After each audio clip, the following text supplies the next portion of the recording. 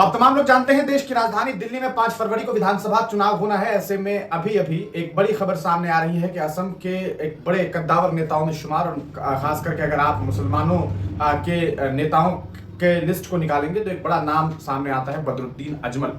आप तमाम लोग जानते हैं पिछले लोकसभा चुनाव में वो बहुत बुरी तरीके से हारे थे। धुबरी लोकसभा क्षेत्र से वो चुनाव लड़ रहे थे, लेकिन इस बार उन्हें करारी शिकस्त मिली थी। आपको बता दें पूरे देश में बहुत ज्यादा मतों से चुनाव हारने का एक रिकॉर्ड जो है उन्होंने 2024 में कायम किया।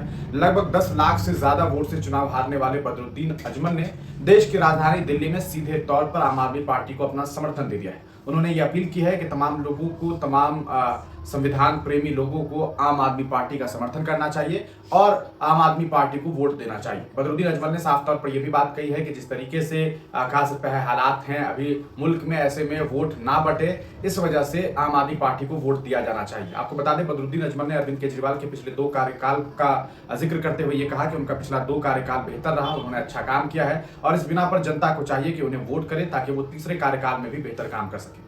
इस पूरे बयान के बाद जो कुछ बातें आगे हुई है उससे पहले आप इस वीडियो को देखें। अस्सलाम वालेकुम व रहमतुल्लाहि व बरकातहू। मैं मौलाना Badruddin Ajmal, x MP, AUDF का प्रेसिडेंट, तमाम दिल्ली के सेकुलर वोटरों से गुजारिश करता हूं कि मेहरबानी करके हालात बहुत, मुल्क के हालात खराब होते जा रहे हैं, हो चुके हैं, इसलिए सेकुलर वोटों को बांटने न दें, बंटने भी न दें और अपने सारे वोट जितना हो सके मुमकिन जमा के आम आदमी के पार्टी को दीजिए और केजरीवाल साहब को फिर से हुकूमत बनाने के मौका दीजिए। इंशाअल्लाह उनके पिछले दिनों के जो काम है वो लोगों ने बहुत सराहा है। 2 मरतबा जिता चुके हैं, इस मरतबा भी उनको जिताइए और वो चीफ मिनिस्टर बन के आपकी खिदमत कर सकें, ये मेरी गुजारिश है।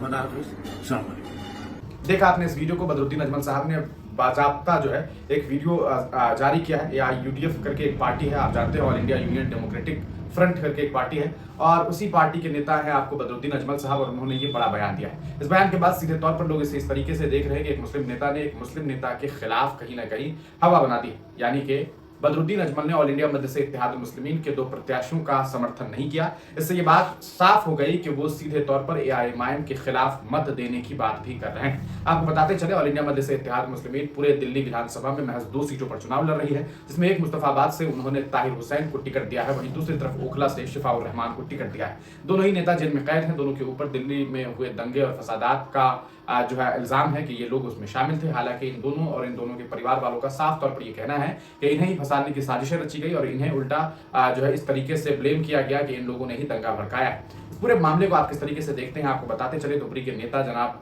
बदरुद्दीन अजमल साहब बहुत चर्चित नेता रहे हैं, लेकिन पिछले लोकसभा चुनाव में जिस कदर उन्होंने हार हासिल की थी उसके बाद ये एक चर्चा का विषय बन गया था कि आखिरकार बदरुद्दीन अजमल इतने मतों से चुनाव कैसे हार गए थे। आपको बताते चले उन्हें लगभग 10 लाख से ज्यादा वोटों से जो है चुनाव हारना पड़ा था। कांग्रेस के प्रत्याशी ने उन्हें बहुत ही बुरी तरीके से शिकस्त दी थी। आज वो अरविंद केजरीवाल के साथ हैं। उस पर AIMIM के कई लोग ये कह रहे हैं कि बदरुद्दीन अजमल साहब आप वहां बैठ करके यहाँ की राजनीति के बारे में समझ ही क्या रहे हैं कि आप इस तरह का बयान दे रहे हैं। आप इस पूरे मामले को किस तरीके से देखते हैं, अपनी राय कमेंट सेक्शन में जरूर दीजिएगा। अस्सलाम वालेकुम।